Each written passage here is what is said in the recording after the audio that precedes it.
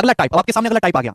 कोई फल व्यापारी कुछ केले खरीदता है, उनमें से 1/5 भाग केले सड़े निकल गए और इसलिए उसने इन्हें फेंक दिया। उसने अपने पास के केलों में से 2/5 भाग को 15% लाभ पर बेचा और बाकी केलों को 10% के लाभ पर बेचा। उसका कुल प्रॉफिट, यहां समय नहीं आएगा, यहां पे टोटल उसका कुल प्रतिशत हानि या प्रतिशत लाभ ज्ञात करें। देखिए, एक आदमी बहुत सारे केले खरीद के लाया। क्या खरीद के लाया? केले, फ्रूट्स खरीद के लाया, केले। 1/5 केले सड़ गए और उन्हें फेंक दिया। अब उसके पास के केलों में से, यानी कि बचे केलों में से, उसके पास के केलों में से, यानी कि रिमेनिंग शब्द आ गया। अब बचे हुए केलों में से 2/5 केले को 15% के लाभ पर बेचा और बाकी केलों को 10% के लाभ पर बेचा। ओवरऑल लॉस या प्रॉफिट परसेंटेज बताओ। तो भाई ये बताओ कि केलों की संख्या को किस रेशियो में करा गया। ध्यान से सुनिएगा मेरे प्यारे भाई। जब भी देखो, जब भी रिमेनिंग शब्द आए, रिमेनिंग, मैंने क्या सिखाया? मैंने आपको सिखाया है कि जो फ्रैक्शन होती है ना, फ्रैक्शन, जो फ्रैक्शन होती है, फ्रैक्शन आदमी को बड़ा परेशान करती है, आदमी की कैलकुलेशन बढ़ाती है ना। लेकिन यहां शब्द आ रहा है रिमेनिंग, रिमेनिंग शब्द आ रहा है। जब भी रिमेनिंग शब्द आए तो फ्रैक्शन का आपको एलसीएम नहीं लेना, आपको लेना है फ्रैक्शन का मल्टीपल।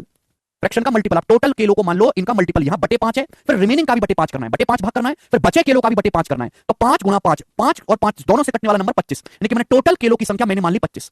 मैंने मान लिया कि माना एक आदमी के पास टोटल 25 केले हैं, तो 25 का, कुछ केले खरीदे व्यापारी ने, 25 का 1/5 कितना होता है? 25 का 1/5 होता है जी 5। 25 का 1/5 कितना होता है? 5। 5 केले सड़ गए और उन्हें फेंक दिया। एक बात बताओ, कोई सामान सड़ जाए, फेंक दिया जाए, टूट जाए, चोरी हो जाए, तो इसका मतलब क्या हुआ? इसका मतलब हुआ 100% लॉस। उस सामान पे 100% का लॉस हो गया मेरे दोस्तों। जब भी मेरे प्यारे भाई कोई सामान सड़ जाता है, खराब हो जाता है, फेंक दिया जाता है, तो इसका मतलब है कि 100% का लॉस हो गया। आप मार्केट से केला खरीद के लाए, केला आया, एक केला आया 7 रुपए का, सपोज आपके दोस्त ने वो केला आपसे छीन के खा लिया। आप केला खरीद के लाए 7 रुपए का, आपका दोस्त आपसे केला छीन के खा गया, तो 7 रुपए का नुकसान हो गया। 7 रुपए पे कितने का नुकसान हो गया? 7 रुपए का। परसेंटेज में कितना हुआ? इनटू 100%, तो 7 से 7 कट जाएगा। 100% का नुकसान हुआ कि नहीं हुआ? लॉस। तो जब भी कोई सामान सड़ जाता है, उसको फेंकना पड़ता है, तो इसका मतलब उस सामान पे 100% का लॉस हुआ है। तो भाई यहाँ पे रिमेनिंग शब्द आ रहा है, मुझे बटे 5 भाग करना है, फिर रिमेनिंग का भी बटे 5 करना है, तो 5 गुणा 5 दोनों से कटने, 5 गुणा 5 मैंने मान लिया 25 कि एक आदमी ने टोटल 25 केले खरीदे। अब 25 का 1/5 कितना होता है? 5। 5 केले सड़ गए, उनको फेंक दिया, 100% का लॉस हुआ। अब 25 में से 5 केले फेंक दिए, तो बचे कितने? 20 केले बचे उसके पास। उसके पास 20 केले बचे। 20 का 2/5, 20 का 2/5 कितना होता है मेरे दोस्तों? 20 का 2/5 होता है 8। 20 का 2/5 कितना होता है? 8 केले। 8 केले बेचे हैं 15% के लाभ पर।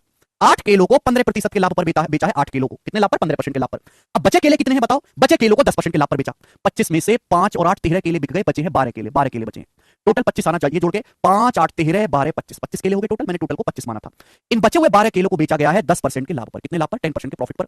आपसे पूछा गया बताओ पूरे लेन देन में, ओवरऑल ट्रांजेक्शन में कितने रुपए का, कितने परसेंट का प्रॉफिट या लॉस हुआ? तो जो भी हमारी बेस वैल्यू होती है हम उसका रेशियो ले लेते हैं। हमने क्या? केलों की संख्या का अनुपात निकाल लिया। ठीक है जी, आप बोलोगे हाँ जी सर बिल्कुल सही। कोई फल व्यापारी कुछ केले खरीदता, उनमें से 1/5 केले सड़ गए। जितने केले खरीदे थे ना, उनमें से 1/5 सड़े राजा जी। ठीक है जी।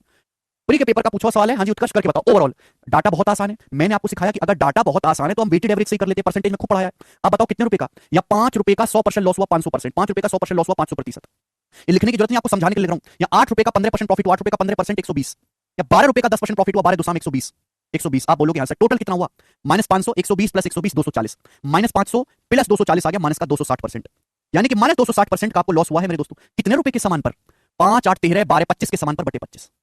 260 को 25 से भाग देंगे तो 10 से ज्यादा ही जाएगा, 10.4%। यानी कि पूरे लेन देन में ओवरऑल ट्रांजैक्शन में आपको माइनस आया तो लॉस है, 10.4% का लॉस हुआ है। और बी ऑप्शन इस सवाल का आंसर है। ए ऑप्शन नहीं है, बी ऑप्शन है।